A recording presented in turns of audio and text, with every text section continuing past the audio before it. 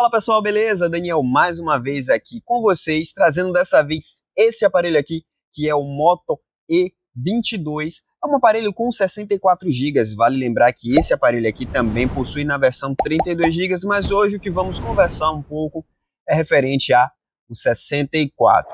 Antes de mais nada, não se esquece de curtir, comentar, deixar seu like, isso ajuda demais no crescimento do canal.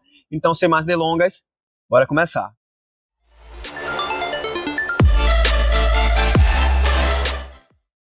Antes da gente fazer qualquer tipo de análise referente ao software desse aparelho, ao desempenho desse aparelho, antes de eu explicar para vocês um pouco, eu quero fazer uma análise detalhada referente à sua construção.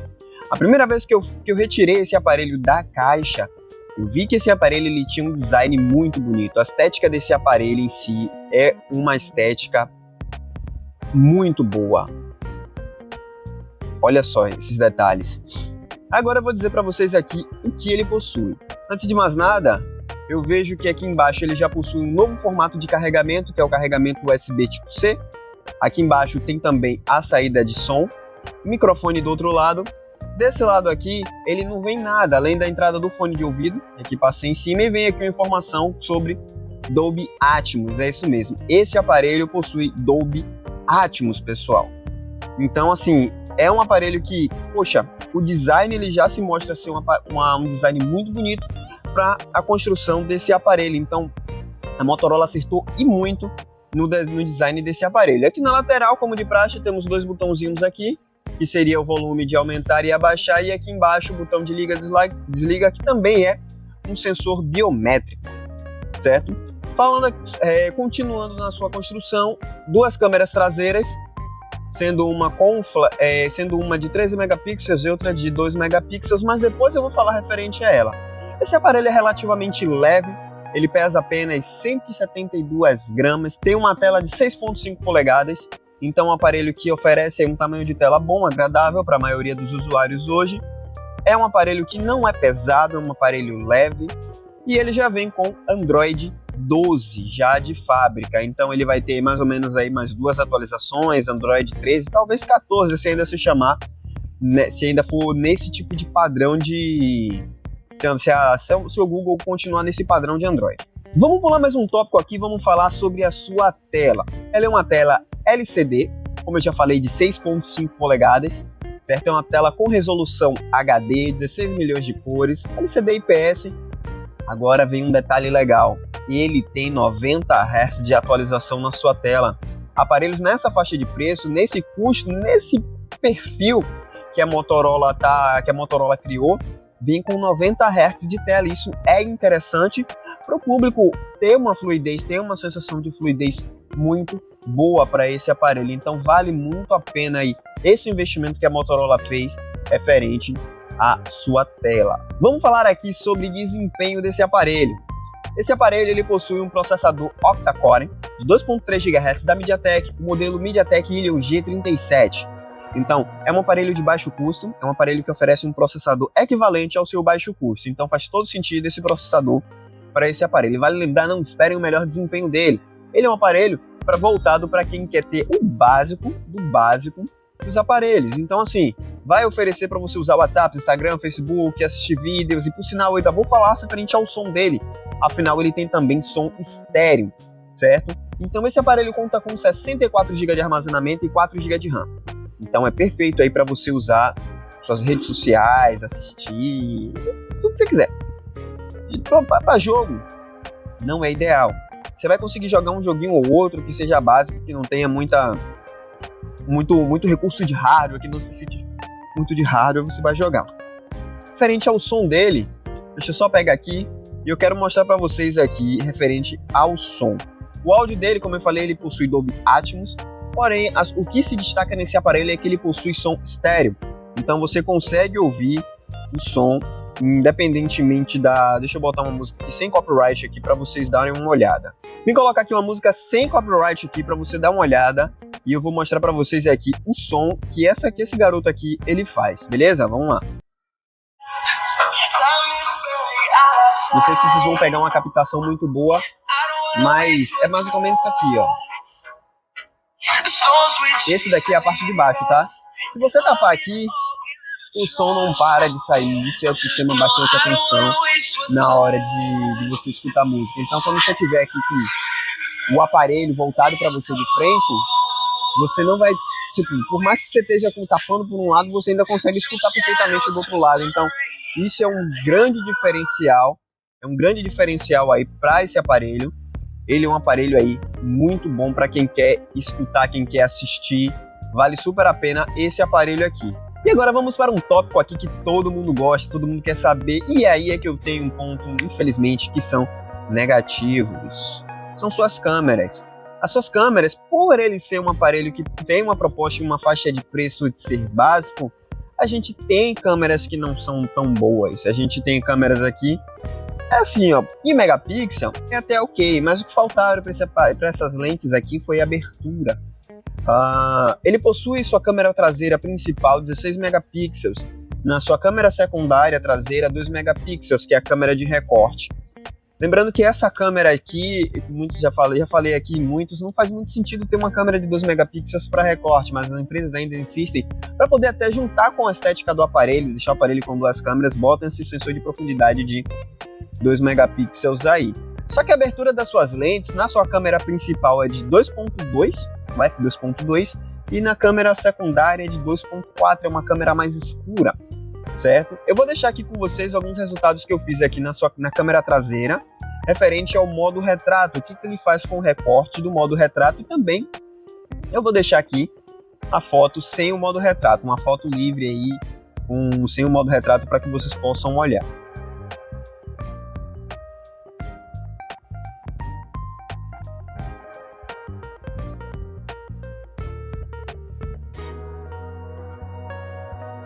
Pulando aqui para a câmera frontal, aqui a gente já encontra uma câmera de 5 megapixels, uma quantidade de megapixels ok para faixa de preço. Eu não vou dizer para você que a câmera frontal dele também vai ser excelente. A gente está lembrando de um aparelho aí básico, um aparelho que está na faixa aí de 719 até R$1.000, então é a faixa de preço dentro desse aparelho. E assim, ó, 5 megapixels é ok. Só que, novamente, a Motorola vai lá e peca, faz uma câmera com uma abertura mais fechada. Ela tem uma abertura de 2.4 na sua câmera frontal e isso resulta em fotos mais escuras. Vou deixar aqui novamente agora fotos da câmera frontal. Eu usei o modo retrato, né, para vocês verem o processamento do software. Eu achei até razoável o modo retrato dele, assim, é ok para a faixa de preço dele, está entregando realmente o que o preço dele foi empregado. Então, fique agora aí para você ver com a câmera frontal.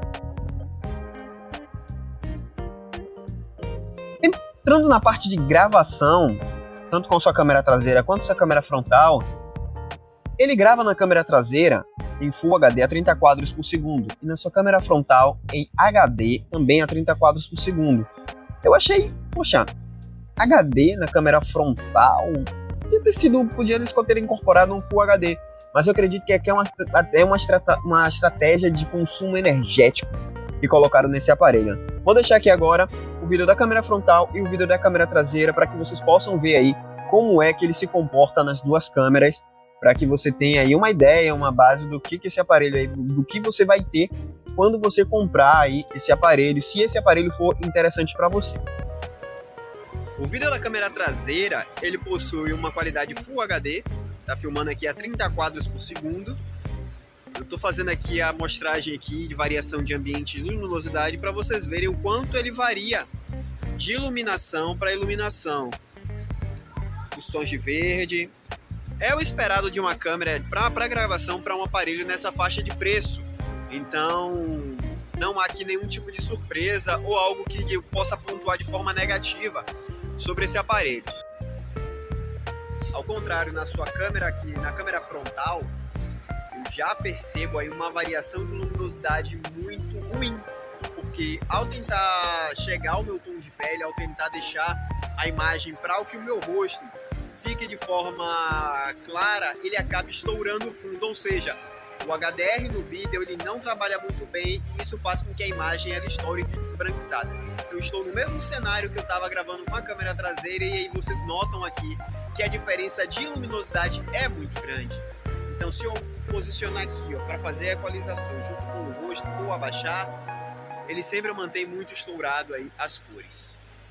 Um recurso de câmera que eu achei muito legal, que vem com esse aparelho, porém ele tem seu pró e contra ao mesmo tempo, é a gravação dupla. Ele consegue gravar com a câmera traseira e com a câmera frontal ao mesmo tempo. Para aparelhos que se encontram nessa faixa de preço, é ok, é legal esse recurso.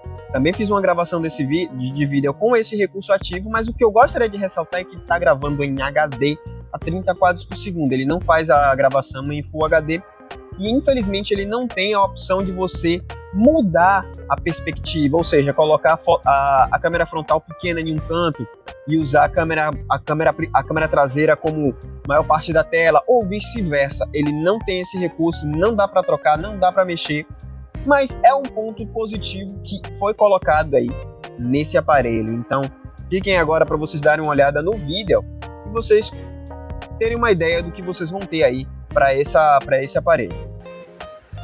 Um recurso legal aqui que esse aparelho possui é o modo de captura dupla. Eu consigo gravar tanto na câmera frontal e na câmera traseira ao mesmo tempo.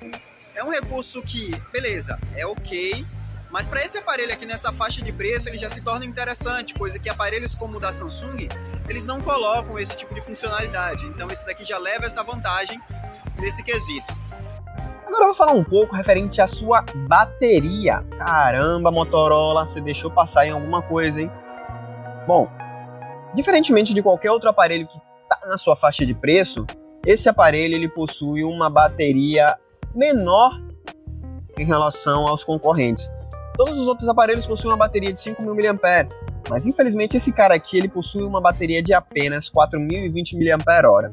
É uma bateria que está um pouco abaixo dos seus concorrentes, mas ainda assim esse aparelho gerencia bem a energia. Você consegue passar o dia inteiro longe da tomada, utilizando apenas os recursos básicos, não fazendo aí uma utilização mais extrema, vamos dizer assim.